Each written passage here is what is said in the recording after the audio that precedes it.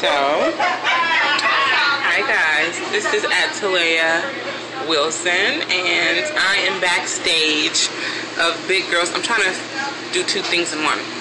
Big Girls Gotta Eat 2 in Bartow, Georgia.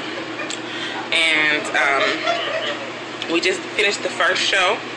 So now we're gonna go ahead and meet, and then we're gonna do the second show. This, I told you I was gonna tell you how this hair is standing up, or is, you know, holding up through the show. And I have mixed reviews, so I'll tell you that later, and I'll give you more updates throughout the show. Oh Lord, excuse me. So yeah, the show went awesome. It went good. Everything fell into place. Everything was good. So I will come back at you with more after we do our cast meeting. I think we have a cast meeting. So yeah, it went good.